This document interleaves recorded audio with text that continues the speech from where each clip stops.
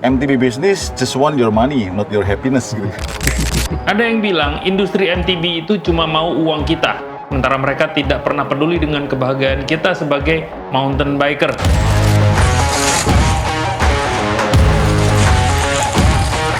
Kalau ini benar, artinya ada sebuah masalah yang jauh lebih besar dari hanya sekedar harga sepeda. Untuk itu gua mengajak 3 orang dari 3 sisi yang berbeda di dunia MTB tanah air. Ari Lugito, orang yang aktif membangun skena eMTB. Kenapa market share kita nggak berkembang? Lu influencernya kemana aja? Widi Teras, hidup di dunia graffiti dan tentunya bike shop. Ketika dikenalkan dengan MTB, dia nggak akan lari kemana-mana. Dan Alvin Putra, orang yang terbiasa melihat industri MTB dari balik layar. MTB industri itu sebenarnya nggak kepengen MTB scene buat berkembang. Kita akan diskusi soal regenerasi, lifestyle, komunitas, industri. Akses- menyerang rezim. Ya rezim manapun masih belum ngasih kok gitu. Iya, betul. Mereka yang main, banyak kok yang overspec. Dan satu pertanyaan besar, apakah kita semua ikut mempersempit pintu masuk ke dunia MTB? Tadabur alam dan maut. Yang menurut saya memang Mari kita mulai. Let's do this. Roll the camera and action.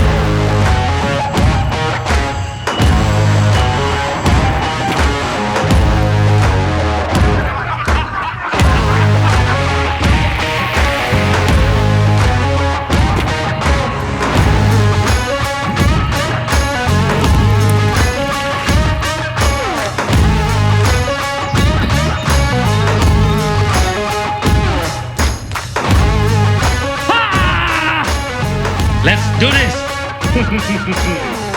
Rock and roll.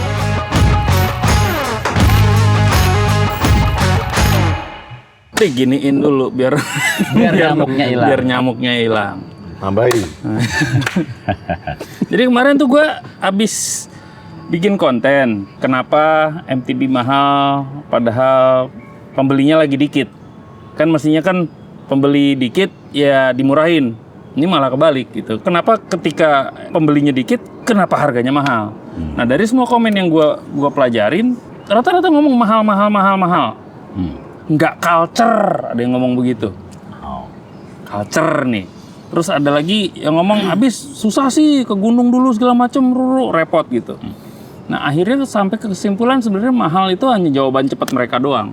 Yang gua lihat yang sebenarnya membuat mereka ketahan adalah apakah industri kita sekarang ini, industri MTB ini sedang mempersempit akses orang-orang baru untuk masuk gitu loh. Itu tadi, harga, effortnya gede untuk main MTB. Apakah gaya hidupnya kita udah terlalu old school gitu kan. Tua sendiri kan doi gitu. Terlalu old school. Yeah. Nah itu hipotesa itu yang lagi gua mau uji sekarang. Gimana? Dari Om Widi dulu. Kalau bicara harga sebenarnya tidak bisa dikatakan mahal juga sih sebenarnya. Lebih tepatnya memang harganya itu sesuai dengan peruntukan, baik itu dari sisi desain, kemudian dari teknologi, kemudian dari safety-nya dan semuanya. Memang diciptakan untuk sebuah produk yang proper untuk extreme sport. Jadi ketika harganya banyak bukan mahal ya. Mungkin menurut gua gitu ya. Ketika harganya banyak, iya menurut gua memang harganya segitu. Lalu yang terjadi sekarang mungkin kalau kontennya Om Ganes kemarin apa? Kenapa MTB mahal ketika pembelinya dikit? Mungkin ini terjadi karena dari efek di mana dalam 2-3 tahun terakhir itu terjadi menurut gue ya overstock ya. Kemudian produsen itu ngejualnya gila-gilaan. Harganya dibanting. Setuju. Kira-kira seperti itu menurut saya. Kenapa peminatnya, pemainnya sedikit? Sebenarnya kita boleh mengaca ke diri kita sendiri. Pemain-pemain lama ini kayaknya cukup apa ya? Banyak yang pensiun. Gitu. Nah, itu satu. Itu. Kemudian ketika pandemi terjadi, memang saya lihat pemain sepeda itu memang booming ya. Tapi sepeda yang mana dulu? Nah, itu dia. Kalau khususnya MTB, ada peningkatan, tetapi di saat pandemi itu Dikit ya? tidak terlalu banyak lah, tetap ada. Nggak signifikan gitu. Nggak signifikan dengan varian lain misalnya, karena kayak road bike, kemudian waktu itu sepeda lipat kayaknya yang booming. Oke. Mereka yang bersepeda lipat itu jarang migrasi ke MTB. Nah, disitulah tidak terjadi regenerasi, Nah ya. sehingga pemain lamanya cukup ada rasa kebosanan, ada rasa Jenuh gitu. jenuh. Kemudian pemain barunya masih sedikit. Nah, disitulah sebenarnya yang menurut saya khususnya toko yang harus para penjual itu yang harus kreatif. Iya, iya. Kalau buat saya sendiri, toko sendiri base-nya kan dari hobi.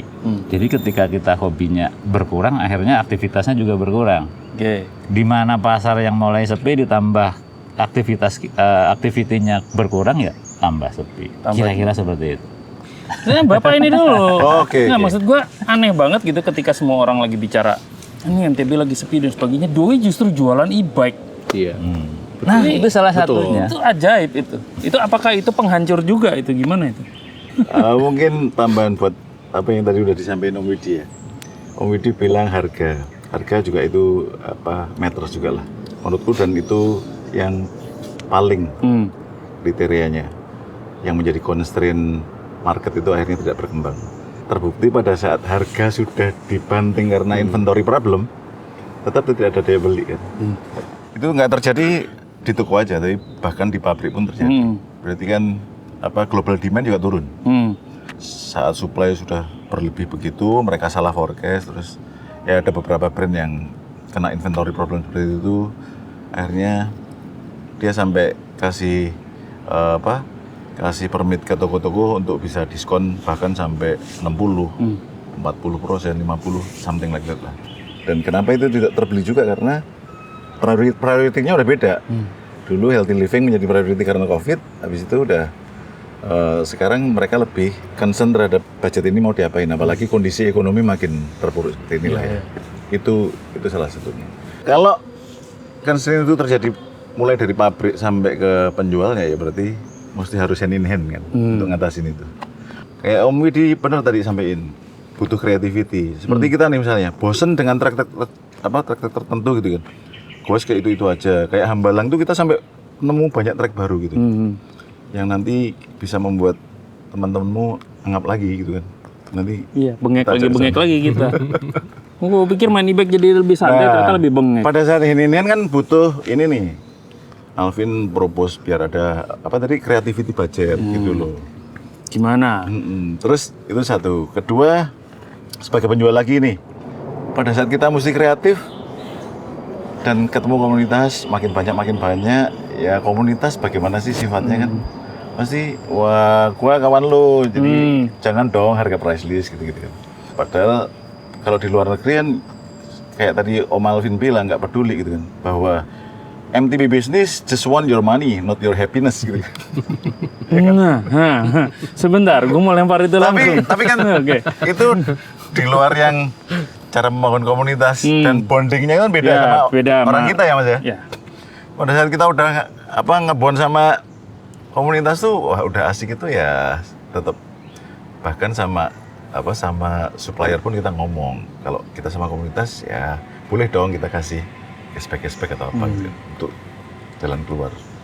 Akhirnya jadi sebagai toko ya kita bahwa our MTB business want your money and happiness, not happiness gitu kan. Ya. Kalau dari brand sendiri, apakah yang terjadi di luar itu bahwa MTB industry only wants your money, we don't want you to be happy. Nah, di lu sendiri gimana ngelihatnya? Creativity budget. Aku nanti sama Om Widi langsung survei. Butuh berapa? Ya, jadi kalau misalnya emang sekarang lagi ada insight atau ada opini-opini gitu ya, terutama di luar negeri yang berkembang. Kalau misalnya MTB industry itu sebenarnya nggak kepengen MTB scene buat berkembang. They want mountain bikers money, but they do not want mountain bikers happiness. Kan ada yang bilang begitu. Iya. Yang ketika gue bilang mereka menjual FOMO itu kan. Betul. Nah, tapi apakah semua industri atau semua perusahaan seperti itu? Nggak juga. Tuh. Aku sendiri nggak berani, istilahnya nggak bisa juga nunjuk siapa yang kayak gitu, siapa yang enggak gitu. Cuman kalau misal dari sisi Polygon, ya kita pengen dua-duanya. Gitu. Nggak cuman mountain biking ya, karena Polygon kan juga punya line up dari sepeda biasa sampai mountain bike, road bike, and everything gitu ya. Yes, core kita memang di mountain biking. Gitu ya. Kita udah, ya kalau misalnya udah lama ngikutin MTB pasti tahulah Polygon itu dulu gimana sama mountain bike gitu ya. Kita udah sampai World Cup and everything gitu. Kita sampai Red Bull Rampage yang gitu-gitu. Even sampai sekarang pun kita juga masih sangat-sangat aktif di dunia MTB, baik di Indonesia maupun di internasional. Kita pengennya membuat scene sepeda yang bisa diterima oleh siapapun, yang bisa dimasukin oleh siapapun. Kita pengennya semuanya happy gitu. Kalau misalnya ngomongin tadi harga gitu ya, harga tuh memang cukup sensitif gitu ya. Kalau dibilang ya, ada yang bilang mahal, ada yang bilang ini. Tapi benar tadi kata Om Widi, mahal atau murah itu tuh sebenarnya relatif. Makanya kita nggak bisa bilang harga segini mahal, harga segini murah. Tapi kita juga harus lihat dari value, apa yang didapat dari harga segitu. Kayak gitu. Harga itu kenapa kita taruh harganya segitu segala macam? Ya of course kita punya penghitungannya sendiri lah, dari cost of production, dari cost of komponennya sendiri, terus distribution dan lain-lain, dan nggak lupa juga R&D gitu. Memang ada beberapa brand-brand, terutama boutique brand yang mungkin kapasitas produksinya tidak sebesar kita, membutuhkan produksi yang cost of production yang lebih besar. Let's say Atherton deh. Atherton itu kan boutique brand ya. Mungkin kalau nggak salah itu full bike enduro gitu, sampai sini tuh sekitar 190 juta. Karena memang dia tuh handmade dan made by order gitu. Di order baru dibikin berapa bulan terus dikirim ke sini gitu. Dihitung total mungkin bisa segitu. Nah, kalau kita kan Polygon itu di sini produksinya di Jawa Timur gitu ya, di Sidoarjo. Distribusinya pun juga kita udah kerja sama banyak pihak gitu. Mungkin memang kita bisa tekan cost of production. Production capacity kita pun juga sekarang kan 1 tahun kurang lebih sekitar 1,2 juta unit gitu ya. Tapi kadang orang ngitungnya hanya dari segi apa ya, komponen gitu, kayak kenapa sih sepeda begitu mahal gitu? Kenapa sih sepeda harganya segitu mahal? Ya kita punya cost R&D juga kan. Kita kan develop sepeda nggak dalam 1 malam. Kita pasti ada prototype 1, prototype 2, mungkin sampai prototype 20 gitu. Yang itu pun juga ada cost-nya gitu. Dan kita juga nggak mau buru-buru launching sepeda. Kita pengen bener-bener yakin sepedanya itu optimal dan sepedanya itu akan enak dipakai nanti ketika dijual gitu. Ketika dijual ke orang pakai, orang happy dengan itu gitu. Aku dengan yakin bilang gitu, Polygon adalah produsen yang pengen orang-orang yang makanya juga happy gitu, nggak cuman duitnya gitu, tapi juga happy seperti itu. Tadi Mari Om Widi bilang gitu ya, ya kita sebagai toko butuh kreativitas, kita sebagai toko butuh gini gitu ya. Benar, itu setuju. Karena memang sepeda itu journey-nya itu dari R&D-nya, kemudian produksinya, kemudian didistribusikan ke toko-toko gitu. Kemudian dari toko-toko nanti masuk ke orang-orang yang nanti jadi komunitas kayak gitu. Jadi journey-nya seperti itu. Nanti dari komunitas mungkin ngeracunin orang lainnya, jadi bikin komunitasnya makin besar. Itu sebuah ekosistem buat kita gitu. Toko ya perlu kita untuk supply barangnya, kita pun perlu toko untuk bantu membesarkan komunitas gitu. Jadi sinergi lah, kita butuh ada sinergi di sini gitu. Dan kita pun juga semakin berkembangnya zaman, kita pun juga paham kalau misalnya toko pun perlu lebih kreatif dalam menjual. Apalagi sekarang kan makin banyak yang jual dengan adanya jualan online dan lain-lain gitu ya. Ya kita pun support toko juga kalau misalnya toko ingin extra mile lah. Jadi misalnya mau bikin event atau apa, kita pun juga dengan sangat senang hati support gitu. Butuhnya apa, nanti kita bisa bantu gimana, toko mau bisa provide seperti apa, apa yang bisa kita kolaborasikan, kayak gitu sih. Berangkat dari situ, turun ke komunitas. Gue ngelihatnya nih justru nih sekarang, kalau di komunitas nih kita bicara tentang masing-masing orang tuh punya gaya hidupnya masing-masing. Perhatiin nggak sih sekarang? RB, rame. Gravel, rame. Trail running, rame. Padel, rame. Sampai orang, ya ampun, 19 juta lapangan padel, men. Maksud gua, RB tuh keluar rumah udah pakai sepeda, jos di jalan, bikin peleton, semua orang udah lihat. Wow, keren. Berhenti di coffee shop, parkir, ganteng-ganteng, wangi-wangi, wow, keren. Gravel, pulang bawa gambar keren. Iya. Guyupnya gravel kan mirip sama guyupnya XC kita kalah. Ya. Trail running pun begitu. Coffee shop tuh menyatukan semua orang selalu gitu. Kenapa MTB yang paling old school, yang paling tua ada di Indonesia gitu ya? Itu justru kayak apakah kita ada kekurangan kontribusi dalam mengisi sektor gaya hidup itu gitu. Gaya hidup yang dimaksud apakah validasi? Apakah networking? Apakah kumpul-kumpul? Si anak muda ini tuh sebenarnya mereka tuh pengennya apa sih?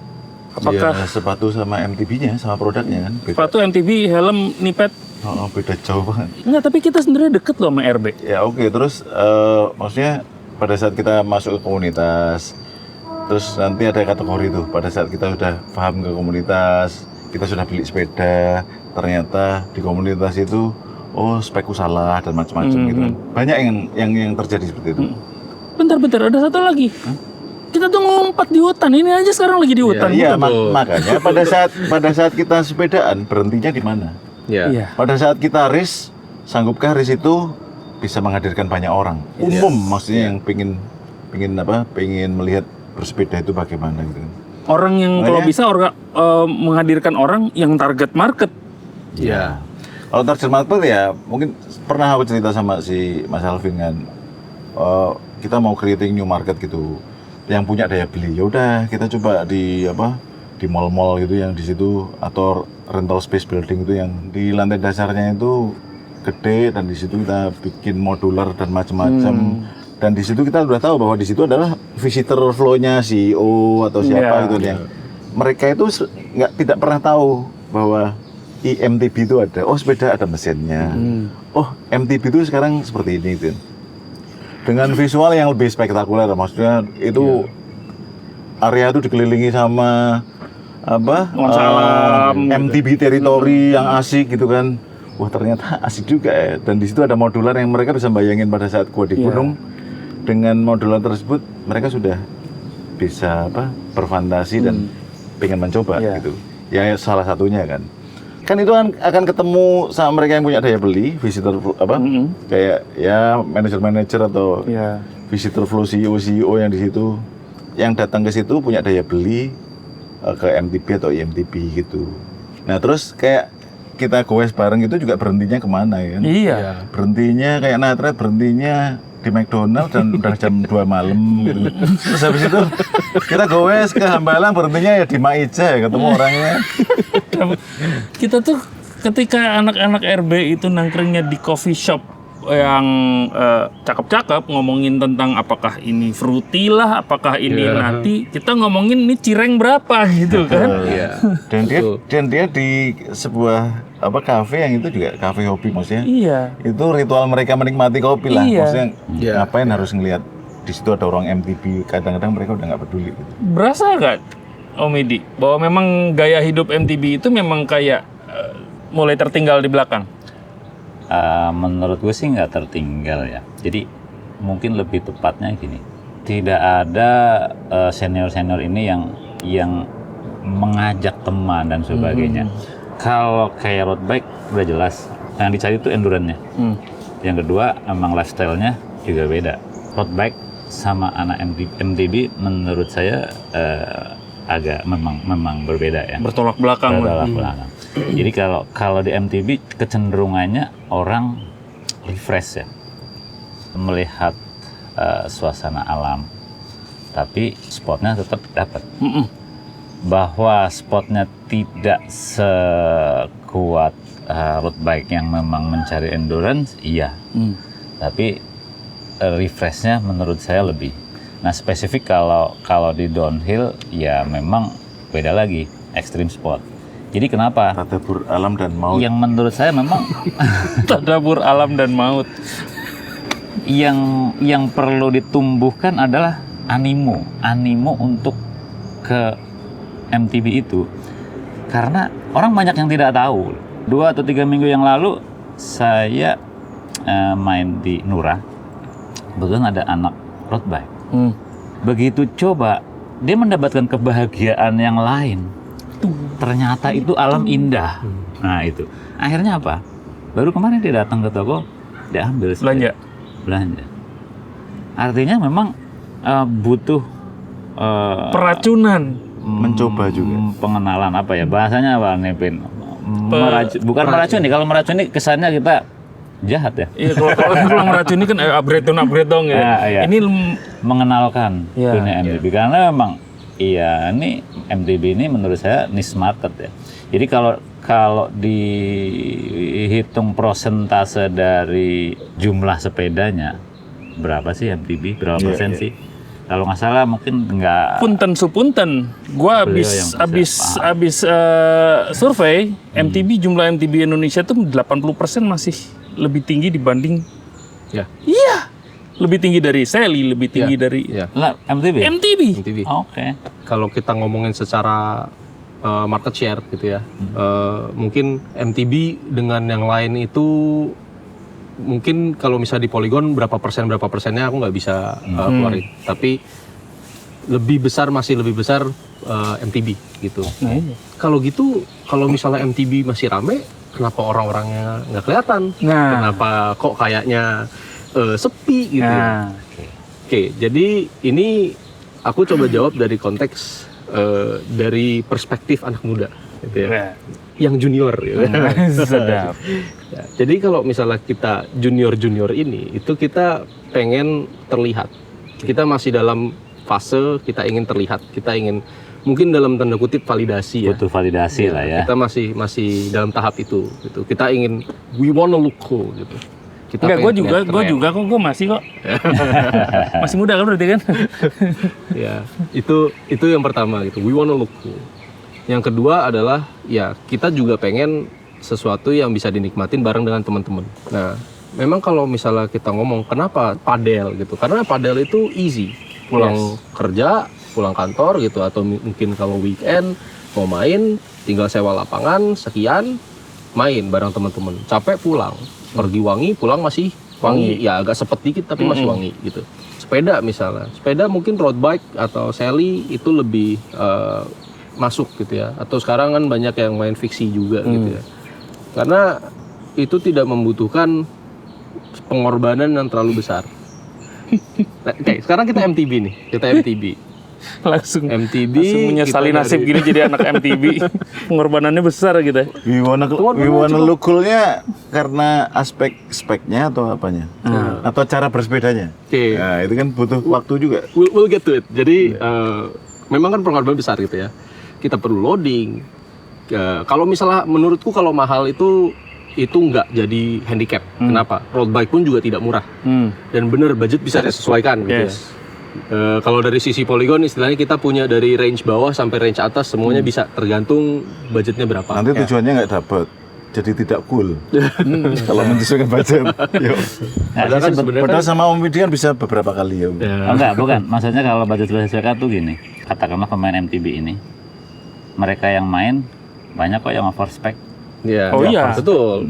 Jadi Iya, jadi ketika mereka katakanlah yang masih baru-baru mencoba, Iya. kan nggak perlu spek yang tinggi. iya, betul. Ketika skillnya sudah naik, ya memang harus ngikutin. Iya. Nah Iya. itu udah otomatis. Betul. Gitu. Kayak aku lah ya, jumping semeter pakai double crown gitu ya. Nah, itu kan yang sering kita temuin juga kan. Jadi Maksudnya safety first itu. dia pemula gitu kebetulan duitnya banyak gitu terus habis itu gue mau sepeda enduro. Kalau- main kemana sih pakai sepeda enduro Iya. gitu. Basicnya dulu aja belajar seperti itu dan ya mainnya kemana? Kalau mainnya di track XC pakai sepeda enduro apakah itu tepat? Ya nggak juga gitu loh. Kalau anak-anak muda ini itu tuh ya sekarang untuk mencoba main MTB yang dalam tanda kutip lebih kalau di sini lebih condong ke gravity ya kita maksudnya gitu ya. Itu kan Anak gravity lu. itu kan lebih Males karena nanjak. oh ya ini MTB ya. Iya, Iya, iya, anak malas Di nanjak. Indonesia tuh banyak tanjakan. Kalau pengen populer dan market share-nya gede, tanjakan. Tanjakan dibalik tuh gravity. Lah, ya udah kita lakukan Kita itu. gravity. Tapi saya sebenarnya punya poin bagus buat MTB itu. Iya. Gimana Om? Jadi gini, kita ini selama ini kan main Gravity, Ya, main turun. Happy nggak? Happy. Happy dong. happy banget. Nah, ketika saya coba EMTB, ternyata kok enak banget. Kok Jadi pas tanjakan Itu. masih bisa senyum-senyum, awalnya coba-coba. masih bisa tengok kanan kiri. Pas di turunannya, pas di yang tujuan kita emang Gravity-nya, itu yang benar-benar memuaskan. Itu masih dalam R&D period kita. Kita udah menyiapkan banyak trek tanjakan. Tapi mah mungkin karena faktor usia kali ya. Iya, iya. Dan hasilnya coba Om, hasilnya ada yang addicted, Yes. getting addicted karena tanjakan bisa dikuas pakai EMTB. Dan di Indonesia kan banyak tuh truk kayak gitu. Ada yang kapok juga. Iya. Lu pakai jalur mustahil itu, piye? Pusing gua. Ya. Nah, itu juga satu tuh. Makanya kalau gue tuh ngeliatin yang ikhlas. Satu juga gue berpikir tentang EMTB. Kenapa di Indonesia tuh EMTB tuh jadi, gue nggak tahu di luar ya. Tapi kalau di Indonesia tuh EMTB kesannya kayak EMTB itu sepeda orang tua. Gitu. Oke. Kalau terima itu mungkin karena udah riset juga ya, atau assessment atau apalah. Karena ya UMR, kembali lagi ke situ, daya beli. Oh, Yang capable to buy adalah yang more than 40, more than 45. pantes Indonesia ya. Iyalah, sekarang coba dengan UMR ngumpulin sampai kapan bisa beli EMTB gitu kan. Walaupun Iya, sudah didiskon aja isi kangelan deh Om. Terus mereka pada di mana? Terus Iya. mereka lebih memprioritaskan apa gitu kan. Itu pasti Otomatis adalah jadi orang tua yang beli karena mereka yang sudah punya uangnya gitu. Iya, sekarang yang punya uang terbatas kan harus masih menjaga Stabilitas uangnya. hidup. Apalagi pada saat mereka punya fixed income dan bekerja kan Iya. in the age of AI itu kan banyak ancaman ya. Dan masih banyak yang kayak lu pakai e-bike curang gitu. E-bike mah sepeda santai gitu. E-bike mah bukan sepeda keren gitu. Enggak juga gitu. Kenapa kayak sekarang mungkin masuk produk dikit nih ya. Kita ada e-bike tuh ada super light, ada yang e-bike biasa gitu. Dan itu kan punya fungsinya masing-masing. Yang anak muda mungkin lebih cocok ke super light. Mungkin bisa ngikutin sedikit di tanjakan, bisa setidaknya nanjaknya masih happy gitu. Tapi sepedanya pun juga masih bisa diajak aksi-aksi. Yang kayak gitu. Tapi jangan ikutan panjang. Tapi kalau long ride udah pasti beda. Habis baterai. Dan itu udah pernah kejadian. Terus anak muda jadi gede-gede gitu karena nggak sampai ke finishnya gitu. Gue tuh Tetap sebenarnya butuh performance bro. pusingnya adalah Gak usah idealis. kalau kita ngomongin soal produk nih, udah pasti produk MTB itu pasti asik, nggak mungkin enggak. Ya. Mau dari yang kelasnya dari Premier sampai ke Extrada, terus sampai ke yang itu nggak mungkin nggak asik gitu, pasti sangat asik. Tapi rasa asik itu gimana bisa tergambar di anak-anak muda yang baru ini? Ya bikin MTB dengan banyak opsi yang lebih murah. Visual komunikasinya juga diperbaiki bahwa main MTB tidak berisiko pada saat mereka bermain dengan track yang benar. Pada saat di market yang mereka pengen race atau gravity gitu, ya kita sosialisasikan resikonya bagaimana gitu kan. Jadi itu juga ada kaitannya dengan daya beli. Bahaya juga misalnya kita selalu memvisual komunikasikan bahwa main MTB itu berbahaya dengan big drop dan macam-macam seperti di bike park seperti itu. Pada saat anak muda yang notabene belum punya daya beli tapi orang tuanya yang bayarin, ya orang tuanya pasti udah tahu resiko kan dan akan menghambat anaknya untuk punya hobi tersebut gitu kan. Udah pilih hobi yang aman-aman aja lah. Kaitannya apa ya? Macam-macam juga akhirnya. Dengan ekonominya lah, risk cost lah gitu kan. Ya seperti itu. MTB itu kan sebetulnya we had a lot of fun doing MTB gitu ya. Nah sekarang masalahnya pada saat kita tadi penjual ditanya, kenapa nggak tanya influencer, kenapa market share kita nggak berkembang? Lu influencernya kemana aja? Atau cuman ke arboretum hutan gitu, atau lu kemana-mana ke kuliner lah, collab sama YouTuber dengan large audience yang bagus, kemudian kamu bisa ngomong tentang MTB di situ karena dirimu yakin, atau YouTuber yakin ya, bukan dirimu. YouTuber yakin bahwa di situ kita bisa ngenalin MTB yang fun terhadap orang-orang yang belum pernah tahu gitu. Yes. Terus kita kasih visual bahwa wah kita bisa main ke sini-sini gitu. Influencer itu batasannya tuh pasti di kapital, di permodalan. Makanya ada creativity budget itu kan. Iya. Dan hand in hand tadi yang aku bilang bahwa pada saat produsen sampai ke penjual nggak bisa ngasih solusi bareng-bareng gitu kan. Ya udah hand in hand. Nah, creativity budget apa? Itu buat apa? Buat mengenclose ini. Iya. Influencernya. Demi saya ini. Lah iya.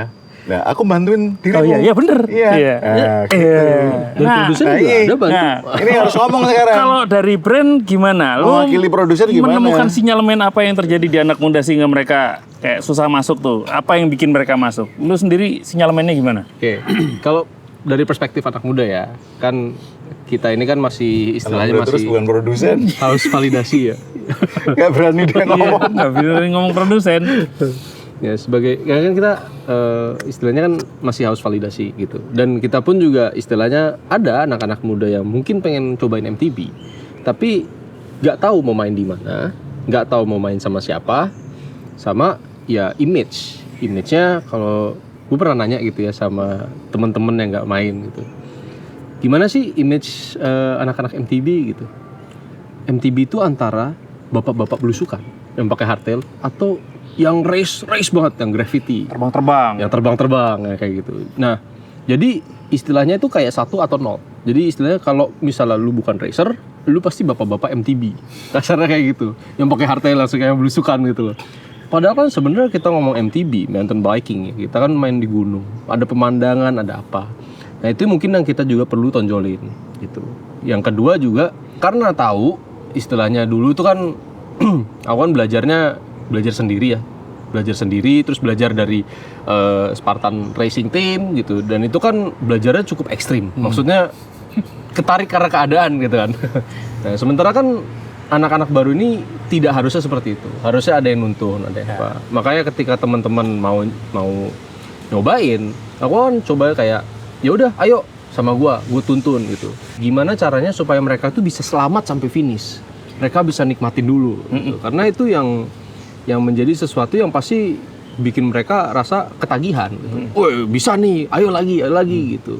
Karena mereka selalu ngeliatnya ini bukan sesuatu yang doable atau sesuatu udah nggak keren, nggak doable lagi gitu. Ngapain gitu loh. Jadi memang harus ngambil sweet spot fun yang cocok sama preference mereka. Betul, sama siapa juga yang nuntun juga gitu. Harus ada yang istilahnya ada yang bantuin lah, ada yang bawa ke sini gitu. Ya mungkin istilahnya regenerasi gitu ya. Yes. Regenerasinya harus lebih tepat. Preferen mereka atau orang tua mereka. Satu segmen lagi tuh, siapa yang mau bayarin, siapa yang mau nanggung resikonya. Iya. Kalau yang sifatnya tadi Ekstrim. loncat-loncat atau ekstrim gitu. Oke, mungkin kalau anak-anak muda yang dalam tanda kutip udah lumayan dewasa ya, yang udah istilahnya udah lebih mapan lah, udah kerja gitu, anak-anak muda yang gitu. Dan mereka bisa udah punya source of income sendiri. Buktinya banyak anak-anak muda yang beli road bike sendiri, bukan dibeliin orang tuanya gitu. Dan road bike pun juga kan nggak murah gitu. Lu sendiri melihat apakah sekarang nih di industri ada pergeseran umur nggak untuk pembeli MTB? Ada. Yang lebih muda yang beli MTB itu udah lebih banyak ketimbang mungkin let's say 5 tahun yang lalu gitu. Oh, lebih banyak? Lebih banyak. Oke. Jadi COVID itu kan memang mengubah ya. Jadi kayak COVID itu berubah semua. Justru malah makin banyak anak muda yang beli MTB gitu. Meskipun mungkin let's say hardtail gitu. Kan kita bilang MTB kan secara keseluruhan gitu ya. Hardtail atau yang kayak SISQD yang kayak gitu. Itu mulai banyak anak-anak muda yang beli. Tapi anak-anak muda ini kita bilang mungkin 30 ke atas. 30 ke atas 30 malah? ke atas. Kan kalau dulu MTB itu justru 35 40 ke atas. Sekarang 30 justru? Sekarang 30-an, betul. Di teras? 25 30 ada udah. Yang pasti anak muda yang datang yang diajak bapaknya. Ya sama. Kalau IMTB anak muda yang disuruh bapaknya. Berarti iya. Ya, tapi Berarti ini olahraga keturunan. bisa dibilang olahraga keturunan. Tapi gini, anak muda yang memang sudah hobi bersepeda, ketika dikenalkan dengan MTB, dia nggak akan lari kemana-mana.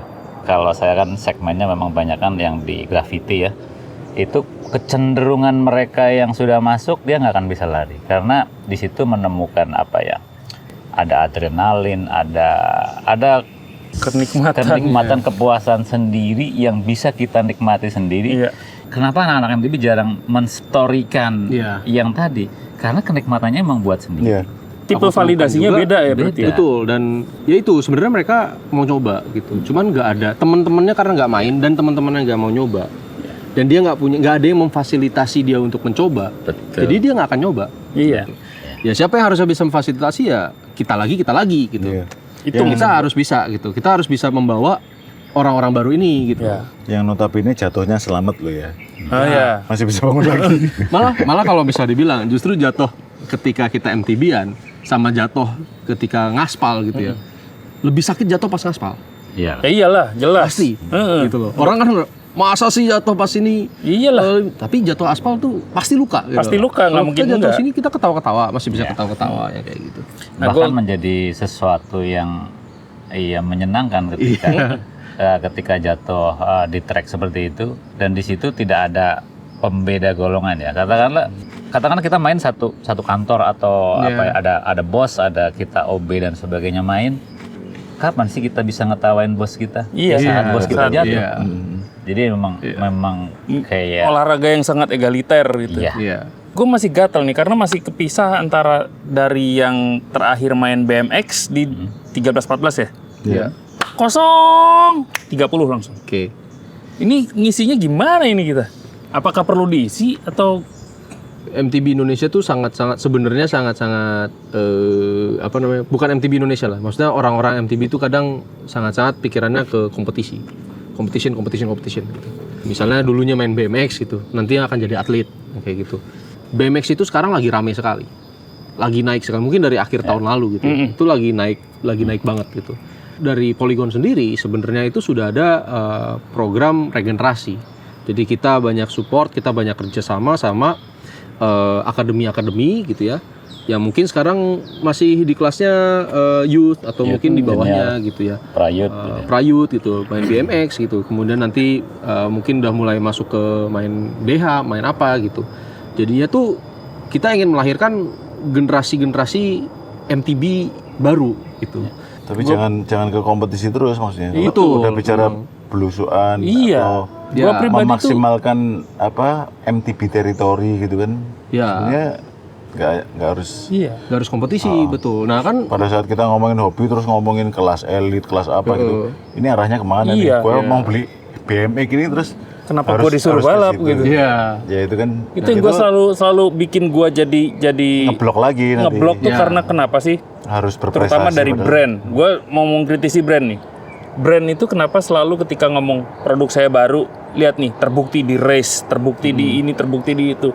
Orang keburu takut. Iya. Sebenarnya sepedanya pasti selamat, guanya selamat nggak? Itu Iya. di kepala mereka gitu. betul. Kalau brand ya, dari brand gitu ya, berangkatnya dari motorsport. Istilahnya motorsport itu kan ajang pembuktian Yes. lah gitu. Kalau selamat di motorsport, kalau misalnya enak di motorsport, biasanya teknologinya diturunin ke biasanya lebih aman, biasanya lebih oke. Begitupun juga dengan sepeda. Cuman memang kita nggak bisa 100% fokusnya hanya di race gitu. Yes. Oh, this is a race proven bike. Ini khusus untuk racers gitu. Nggak bisa. Kita harus angkat juga dari sisi yang fun-nya gitu, having fun-nya. Makanya akademi-akademi ini kita nggak pernah bilang kita melahirkan pembalap-pembalap baru, no. Tapi kita melahirkan generasi MTB baru. Karena let's face it lah, misalnya dari 10 anak yang ada di akademi gitu ya, ikut akademi. Berapa sih yang nantinya akan jadi Iya. pembalap bener? Kan enggak. Tapi kan kita harapannya mereka itu bisa nularin ke teman-temannya gitu kan. Oh ya masih muda udah main nih gini. Ya, ya. Naiknya gini. Dan kayak sekarang kita ngomong BMX itu.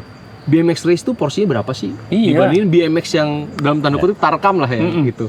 Tarkam tuh pasti lebih besar. Dan tarkam-tarkam ini tuh yang nantinya akan menularkan fun itu ke teman-temannya, ke orang-orang lain. Gue pengen bicara ke anak muda bahwa MTB itu it's not about ambisi, it's not about berani-beranian, it's not about kompetisi only gitu. Yes. Nah, iya. MTB itu satu, lu bisa gaya bahkan tanpa lu mesti naikin gitu. Yes. Cuma dengan tongkrongan tuh sepeda lu tuh bisa keren gitu. Yes. Dan nggak harus race juga kalau lu nonton BMX Bandit kan.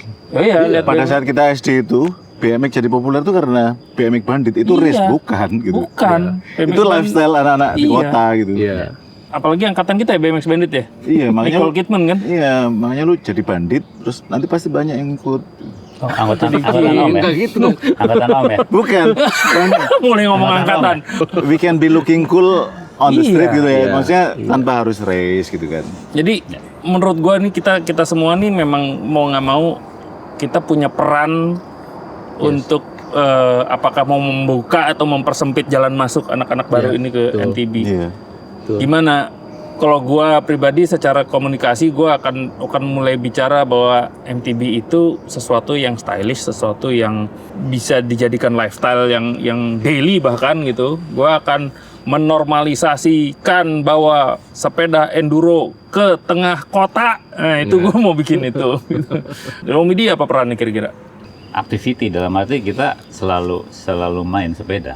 Jadi karena ketika kita main sepeda akan ada orang melihat, pasti akan menjadi tanda tanya dan Iya. ya memang mungkin tidak mudah, tapi tetap regenerasi akan terjadi ketika kita beraktivitas Iya. di situ. Ini kita memang harus terus jalan gitu. Ya, kalau perannya adalah merubah policy dan regulasi termasuk public facilities yang sekarang hampir tidak ada untuk anak-anak tuh dikasih izin orang tuanya agar mainan BMX sepanjang jalan gitu kan. Karena menyerang rezim. aksesnya udah ya rezim manapun masih belum ngasih kok gitu. Iya, kan. betul. Dan rezim dulu sampai sekarang pada saat BMX ya kan usianya kan kita udah tahu siapa yang mereka mostly akan bermain. Habis itu jalanan yang akan mereka akhirnya bisa kita lihat kemana-mana nih. Ya karena nggak ada jalurnya gitu kan. Iya. Sekarang mau keluar BMX sedikit aja udah langsung disamber sama motor yang nggak tahu pada kebelet apa gitu kan. Iya. Terus kayak BMX track gitu atau playground buat mereka juga masih sedikit sekali. Iya. Gitu. Bike park sangat berlomba-lomba untuk bikin yang ekstrim-ekstrim. Jadi kekhawatiran orang tidak bikin tua tuh- berjenjang gitu. kekhawatiran orang tua makin macam-macam, tidak hanya sekedar budget. Jadi tadi saya tambahkan mungkin ketika berbicara mengenai rezim, bukan, beberapa trek juga terkendala perizinan karena lokasi-lokasi itu kan biasanya berhubungan dengan Objek wisata. wisata. Kalau bicara secara finansial kan menang wisatanya. Iya. Jadi menang banget. Akhirnya ya MTB ini secara perlahan seperti tergusur. Di nomor sekian kan. Dari brand perannya apa? Ya, kalau misalnya dari brand sendiri, ya Polygon akan selalu support anak-anak muda gitu ya. Baik tadi misalnya dari pengembangan akademi gitu ya. Kemudian kami juga akan kami akan terus mendukung komunitas-komunitas gitu ya. Misalnya ada acara atau ada apa, kemudian Influencer. ada toko-toko gitu, influencer juga gitu misalnya gitu kan. Usul buat produsen minta bikinin bike park. Nah, iya. Oke, Jangan di depan pabrik doang ya. Kalau misalnya bike park itu beda lagi Om sebenarnya. Tapi intinya gini, bike park itu untuk mengelolanya itu sebenarnya butuh pengelolaan full time. Yes. Bike park itu tidak bisa dikelola hanya sebagai selingan gitu. Yes. Karena mumpung gua gabut, let's garap bike park ini, nggak bisa. Iya bener kan di luar negeri itu bike park mulus-mulus gitu ya. Betul. Begitu aku masuk ke bike park, loh kok ngalen, berarti dilewatin trail. karena maintenance bike park atau perawatan bike park itu tidak melulu soal fasilitasnya atau tempat mainnya sendiri, tapi dari aktivitas juga. Kalau misalnya bike park nggak ada aktivitas yang jelas gitu atau rutin, bike park itu pasti akan pelan-pelan mati. Iya. Cost relatednya gitu ya. Iya, Tapi ya. kalau cost itu kan ya kembali lagi. Kalau cost itu sensitif ya. Dan kadang kan cost ada istilah bike park yang mungkin beruntung gitu ya di support sekian sama siapa gitu. Terserah Rezim cost. gitu. Mungkin gelap atau apa gitu. Maksudnya ya pasti ada yang support gitu. Either dari komunitas lokal atau mungkin ada yang dari apa gitu. Karena kalau misalnya kita sebagai produsen bikin bike park gitu ya, Polygon, oke, let's bikin deh Polygon bike park gitu. Belum tentu juga ada yang main kalau misalnya tidak dirawat dengan baik atau tidak di-maintain dengan baik kayak gitu. Ada beberapa bike park yang kita adain kerjasama, misalnya kayak Pinang Bike Park gitu, Kelangon Bike Park juga kita pernah kerjasama gitu. Yang main di sini nggak melulu Polygon nggak apa-apa, karena kita pengennya semuanya happy bareng-bareng gitu. Nah, Untuk perawatan juga? Untuk perawatan sih Mereka kita sih tetap kita serahkan ke mereka. biar proposing, biar termaintain gitu.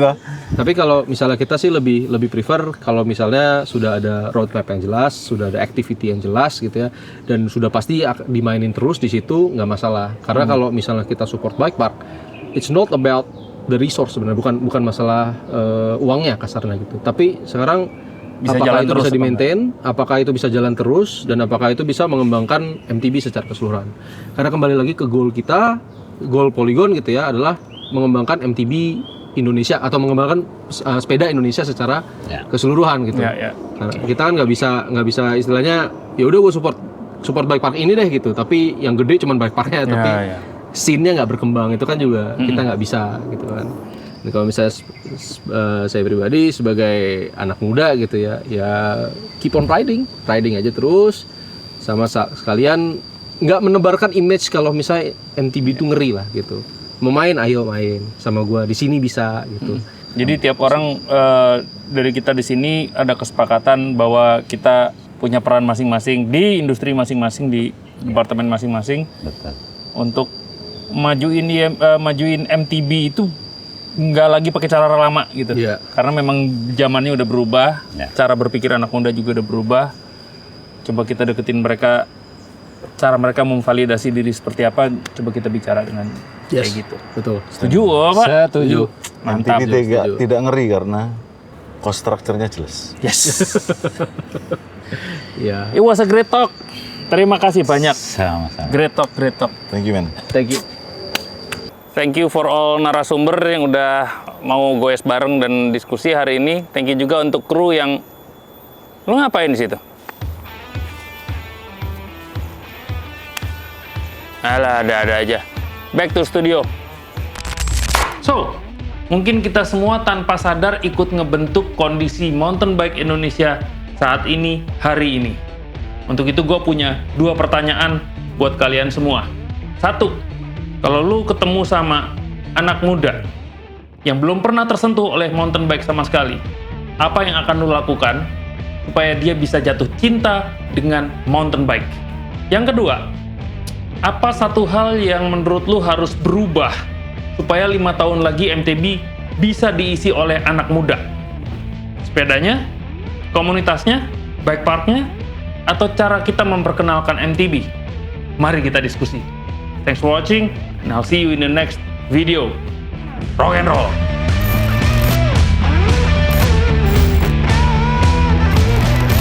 Harus diakuin.